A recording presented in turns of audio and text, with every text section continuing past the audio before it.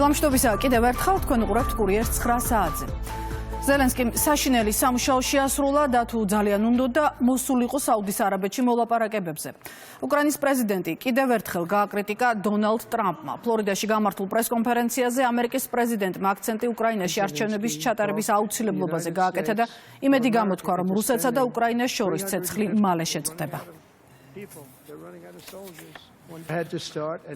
მანამდე კი უკრაინის პრეზიდენტი დიქტატორად და ზომიერად წარმატებულ კომიკოსად მოიხსენია დონალდ ტრამპმა. ამის შესახებ შეერთებული შტატების პრეზიდენტმა Truth Social-ის საკუთარ გვერდზე დაწერა და მალევე ტექსტი სოციალურ ქსელ X-ითაც გაავრცელა.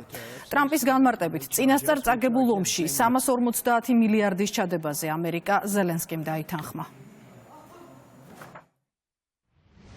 წარმოიდგინეთ, ზომიერად წარმატებულმა კომიკოსმა ვოლოდიმირ ზელენსკიმ დაარწმუნა შეერთებული შტატები დახარჯოს 350 მილიარდი დოლარი ომში, რომელსაც ვერ მოიგებდა, რომელიც არასდროს უნდა დაწყებულიყო, მაგრამ ომში, რომელსაც ის ამერიკის შეერთებული შტატებისა და ტრამპის გარეშე ვერასდროს მოაგვარებს. შეერთებულმა შტატებმა დახარჯა 200 მილიარდი დოლარით მეტი, ვიდრე ევროპამ და ევროპის ფული გარანტირებულია, მაშინ როცა შეერთებული შტატები ვერაფერს დაიბრუნებს. რატომ არ მოითხოვა მძინარა ჯო ბაიდენმა თანაბრობა? რადგან ეს ომი ევროპისთვის გაცილებით უფრო მნიშვნელოვანია ვიდრე ჩვენთვის. ჩვენ შორის უზარმაზარი და მშვენიერი ოკეანია. გარდა ამისა, ზელენსკი აღიარებს, რომ იმ თანხის ნახევარი, რაც ჩვენ გავუგზავნეთ, გაქრა. ის უარს ამბობს არჩევნების ჩატარებაზე. ძალიან დაბალი რეიტინგი აქვს უკრაინაში და ერთადერთი, რაც კარგად გამოსდიოდა, ბაიდენის როგორც ვიოლინოს დაკვრა. დიქტატორი არჩევნების გარეშე ზელენსკიმ სწრაფად უნდა იმოქმედოს, თორემ ქვეყანა აღარ დარჩება. ამასობაში ჩვენ წარმატებით ვაწარმოებთ მოლაპარაკებებს ომის დასრულებაზე რუსეთთან. რასაც ყველა აღიარებს, რომ მხოლოდ ტრამპი და ტრამპის ადმინისტრაცია გააკეთებს. ბაიდენმა არასდროს სცადა, ევროპამ ვერ მოახერხა მშვიდობის მიღწევა და ალბათ ზელენსკის ფულის ნაკადის გაგრძელება სურს. მე მიყვარს უკრაინა, მაგრამ ზელენსკიმ საშინელი საქმე გააკეთა. მისი ქვეყანა გაპარტახებულია და მილიონები უსარგებლოდ დაიღუპნენ. ეს კვლავ გრძელდება.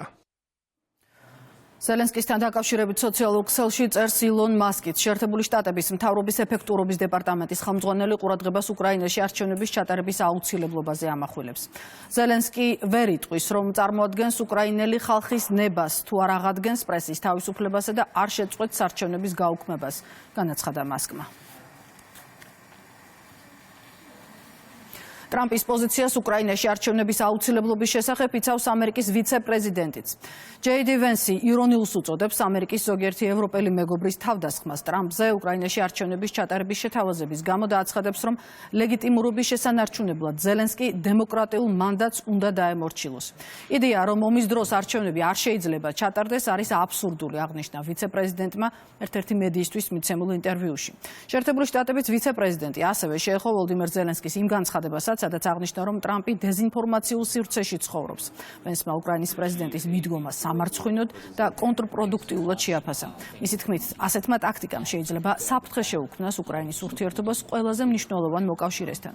შეერთებული შტატების პოლიტიკა არ ეფუძნება რუსულ დეზინფორმაციას, განაცხადა ვენსმა. უბრალოდ არასწორი და საშიშია პრეზიდენტ ვოლოდიმირ ზელენსკის დემოკრატიული ლეგიტიმურობის უარყოფა. ამის შესახებ კი გერმანიის კანცლერმა დონალდ ტრამპის მიერ ვოლოდიმირ ზელენსკიზე გაკეთებული განცხადების შეფასებისას აღნიშნა. ფაქტი, რომ ომის დროს სათანადო არჩევნების ჩატარება შეუძლებელია, შეესაბამება უკრაინის კონსტიტუციასა და საარჩევნო კანონმდებლობას არავინ უნდა ამტკიცებდეს საპირისპიროს, ამბობს შოლცი. მისივე თქმით, უკრაინა უკვე თითქმის 3 წელია იცავს თავს დაუნდობელი რუსული აგრესიული ომისგან. ტრამპის მიერ ვოლოდიმირ ზელენსკისთვის დიქტატორის წოდებას აბსურდად მიიჩნევს გერმანიის საგარეო საქმეთა მინისტრი. რეალურ სამყაროს თუ შეხედავთ, ტვიტის გაგზავნის ნაცვლად, მაშინ გეცოდინებათ, ვის უწევს ევროპაში დიქტატურის პირობებში ცხოვრება, ხალხს რუსეთში, ხალხს ბელარუსში, აღნიშნა გერმანიის საზოგადოებრივი მაუწყებლისთვის მიცემულ ინტერვიუში ანა-ლენა ბერბოკმა. მისივე თქმით, უკრაინელი ხალხი მთავრობასთან ერთად იბრძვის საკუთარი დემოკრატიისთვის. უკრაინის იძულებითი კაპიტულაცია მთლიანად დასავლეთის საზოგადოების კაპიტულაცია იქნება. ამ შესახებ კი პოლონეთის პრემიერ-მინისტრი დონალდ ტუსკი X-ზე წერს. უკრაინის იძულებითი კაპიტულაცია მთლიანად დასავლეთის საზოგადოების კაპიტულაცია იქნება. ამ ფაქტის ყველა შედეგით ეს არავის არ მისცეთ საშუალება თავი მოაჩვენოს, თითქოს ამას ვერ ხედავენ, წერს ტუსკი. დონალდ ტრამპის შეფასებას ეხმიანება ჩეხეთის პრეზიდენტიც. როგორც შეიძლება არჩევნების ორგანიზება, როდესაც მისი ტერიტორიის მეხუთედი ოკუპირებულია საოკუპაციო ძალების მიერ და მთელი ქვეყანა ყოველდღიურად იბომბება. დიდ ცინიზმს მოითხოვს, რომ ასეთი ქვეყნის პრეზიდენტს დიქტატორი უწოდო, წერს პაველი. ომის დროს არჩევნების გადადებას სავსებით გონივრული უწოდა დიდი ბრიტანეთის პრემიერ-მინისტრმაც. ამის შესახებ კირ სტარმერმა ვოლდიმერ ზელენსკის სატელეფონო საუბრისას განუცხადა. დიდი ბრიტანეთის პრემიერ-მინისტრის ოფისის მიერ გავრცელებულ განცხადებაში ნათქვამია, რომ სტარმერმა ზელენსკისთან საუბარში ერთად მუშაობის აუცილებლობას გაუსვა ხაზი.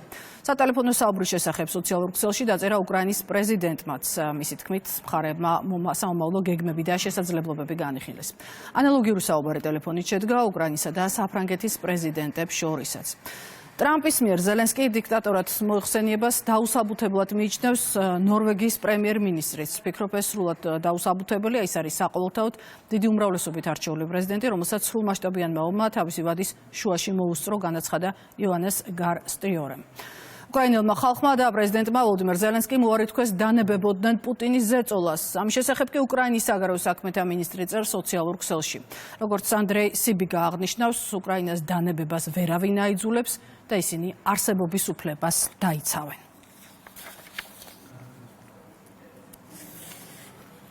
რუსეთის პრეზიდენტი კი ამბობს, რომ უკრაინელი ლიდერები ამერიკის შეერთებული შტატების პრეზიდენტს უტიფრად ექცევიან.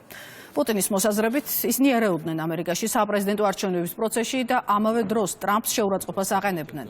ევროპას ამერიკა-რუსეთის მოლაპარაკებების პროცესში შუამავლის ფუნქციის ქონა უნდა, აცხადებს პუტინი. წინასაარჩევნო კამპანიის დროს ვიხილეთ ის, რომ ყველა ევროპელი ლიდერი გამონაკლისის გარეშე ფაქტობრივად პირდაპირ ერეოდა ამერიკის შეერთებული შტატების საარჩევნო პროცესში. საქმე ერთ-ერთი კანდიდატის პირდაპირ შეურაცხყოფამდეც კი მივიდა. ჩვენი მხრიდან, რა თქმა უნდა, ცხადი იყო, ვის მიმართ გქონდა სიმპათია, თუმცა ჩვენ საკუთარი თავისთვის არ მიგვიცია უფლება ჩავრეულიყავით, მით უმეტეს არ გაგვიკეთებია არავითარი ხისტი განცხადებები და არ მიგვიყენებია შეურაცხყოფა არც ერთი კანდიდატისთვის. ჩვენ ეს არ გაგვიკეთებია, ევროპელები კი ამას აკეთებდნენ. სიმართლე გითხრათ, გაკვირვებული ვარ ამერიკის შეერთებული შტატების ხელახლა არჩეული პრეზიდენტის ტრამპის თავშეკავებით. საკუთარი მოკავშირეების მიმართ, რომლებიც პირდაპირ რომ ვთქვათ უტიფრად იქცეოდნენ. ისინი ამას კვლავ აგრძელებენ. უკრაინის საკითხის დარეგულირებაზე შეერთებული შტატები საკუთარ ევროპელ მოკავშირეებთან მუშაობს. მათ ალბათ უნდათ შეერთებულ შტატებსა და რუსეთს შორის მოლაპარაკებების მაგიდასთან შუამავლის ფუნქცია ჰქონდეთ. რა საჭიროა აქ ისტერიკა, ის უადგილოა. ევროპელ და კანადელ ლიდერებთან გამართული შეხვედრის შემდეგ საფრანგეთის პრეზიდენტი განცხადებას ავრცელებს. მაშინ ნათქვამია, რომ საფრანგეთისა და მისი პარტნიორების პოზიცია ნათელი და ერთიანია. სურს ხანგრძლივი და მყარი მშვიდობა უკრაინაში. მაკრონის თქმით, ისინი უკრაინის გვერდით დგანან და იღებენ პასუხისმგებლობას ევროპაში მშვიდობისა და უსაფრთხოების უზრუნველსაყოფად. ეს საფრანგეთის ფუნდამენტური ინტერესია და მე ვარ მისი გარანტორი. ამ მიზანს ვიზიარებთ პრეზიდენტ დონალდ ტრამპთან, რომ დავასრულოთ აგრესიული ომი, რომელსაც რუსეთი თითქმის 3 წელია აწარმოებს. მშვიდობისთვის ჩვენი ძალისხმევების შემდგომი პრინციპების თანახმად გაგრძელდება ჩვენს ინტერესებშია უკრაინა ყოველთვის უნდა მონაწილეობდეს მოლაპარაკებებში და მის უფლებებს პატივი უნდა ეცეს. მშვიდობა ხანგრძლივი უნდა იყოს და თან ახლდეს მტკიცე და სანდო გარანტიები. ევროპული უსაფრთხოების ინტერესები გათვალისწინებული იქნას, დარწმუნებულება ვართ, რომ ევროპისათვის და თითოეული ჩვენი ქვეყნისთვის საჭიროა ჩვენი თავდაცვისა და უსაფრთხოების ხარჯებისა და შესაძლებლობების გაზრდა. გადაწყვეტილებები მომავალ დღეებსა და კვირეებში იქნება მიღებული, წერს მაკრონი. ტრამპის ადმინისტრაციამ შესაძლოა სანქციები დაუწესოს ზელენსკის გარემოცვას. ამის შესახებ სოციალურ ქსელში წერს უკრაინის პრეზიდენტის აპარატის ყოფილი მრჩეველი. არესტოვიჩი ასახელებს კონკრეტულ სახელებსაც, რომელსაც სავარაუდოდ სანქციები შეეხება. ტრამპმა გაიღვიძა და ზელენსკის საღამო ვერ შედგა, აღნიშნავს არესტოვიჩი. ტრამპის მიერ უშუალოდ მის მიმართ გამოთქმულ კრიტიკას პირდაპირ არ პასუხობს ვოლდიმერ ზელენსკი. გვიან საღამოს გავრცელებულ ყოველდღიურ მიმართვაში უკრაინის პრეზიდენტი ამბობს, რომ მას თავისი თანამემამულეების ერთიანობის, გამბედაობის, ევროპის ერთიანობისა და შეერთებული შტატების პრაგმატიზმის იმედი აქვს. მისივე თქმით, მნიშვნელოვანია, რომ რუსეთისა და უკრაინის საკითხების შეერთებული შტატების წარმომადგენლის კიტ კელოგის მიმდინარე ვიზიტი უკრაინაში კონსტრუქციული იყოს. დონალდ ტრამპის კრიტიკულ განცხადებას ზელენსკისთან მიმართებით ეხმეიანებიან ქართველი პოლიტიკოსებიც. მართლ გუნდში კიდევ ერთხელ იმეორებენ, რომ ომის თავიდან აცილების საკითხთან დაკავშირებით ქართული ოცნებისა და დონალდ ტრამპის პოზიცია ერთმანეთს ემთხვევა. ოპოზიცია კი კვლავ ამტკიცებს, რომ ტრამპის ტაქტიკას საქართველოსთან კავშირი არ აქვს. მნიშვნელობა არ აქვს, რას ამბობს პრეზიდენტი ტრამპი და რა ტაქტიკა აქვს მას მოლაპარაკებების სტრატეგიაში. მნიშვნელობა აქვს იმას, რომ უკრაინაში ომი დაიწყო რუსეთმა, ეს არის აღიარებული დასავლეთის მხრიდან, ისევე როგორც აღიარებულია ის, რომ ეს არის გაგრძელება საქართველოს წინააღმდეგ ომში. ნებისმიერი მცდელობა რიტორიკის გამოყენების იმისთვის, რომ რუსეთის აგრესიის როლი ჩაფარცონ 2008 წლის ომში, არის გაცხადებული ღალატი საკუთარი ქვეყნის წინააღმდეგ. ჩვენი დამოუკიდებლობა ყოველთვის იყო, რომ ამ ომის თავიდან აცილება შეიძლებოდა და ყველაფერი უნდა გაეკეთებინა უკრაინის ხელისუფლებას იმისათვის, რომ მაქსიმალურად თავიდან აერიდებინა ეს ყველაფერი. დღეს ვხედავთ უკვე ამერიკის შეერთებული შტატების შეფასებას, არა მხოლოდ პრეზიდენტ ტრამპის, არამედ მისი ადმინისტრაციის წევრების, რომ ამ ომის თავიდან აცილება შეიძლებოდა, რომ არ უნდა შეექმნათ ის მცდარი მოლოდინები, თითქოს უკრაინას შეეძლო ამ ომში გაემარჯვებინა და ასე შემდეგ. რა თქმა უნდა, ჩვენ გვესმის ამ კონფლიქტის შინაარსი, რა თქმა უნდა, სურვილი გვაქვს, რომ რაც შეიძლება მალე დამთავრდეს. გრანტების შესახებ კანონში ცვლილება დღეს საბოლოო დამტკიცდება. დაჩქარებული წესით მიმდინარე კენჭისყრა მესამე მოსმენით სესიაზე მოხდება. მანამდე კი მასზე კანონმდებლები საფინანსო საბიუჯეტო კომიტეტის ხდომაზე იმსჯელებენ. კანონპროექტის მიხედვით შეიქმნება სახელმწიფო გრანტის მართვის სააგენტო, რომელიც განსაზღვრავს, რომელ საზოგადოებრივ ორგანიზაციასა და რისთვის გადაეცემა სახელმწიფო ბიუჯეტიდან თანხა. ცვლილებასთან დაკავშირებით საკუთარ მოსაზრებებს კიდევ ერთხელ გამოთქვამენ პოლიტიკოსები. არასამთავრობო ორგანიზაციების არსებობა ყველა დემოკრატიულ ქვეყანაში არის მნიშვნელოვანი და დემოკრატიის შეიძლება თქოს განუყოფელ ნაწილს წარმოადგენს აბსოლუტურად ყველა ქვეყანაში. ამ ცვლილების მიზანს წარმოადგენს ის, რომ არასამთავრობოები ქვეყანაში აღარ არსებობდეს, არსებობდეს მხოლოდ სამთავრობოები, ანუ ორგანიზაციები, რომლებიც ფინანსდებიან მთავრობის მიერ და არიან მართულები მთავრობის მიერ.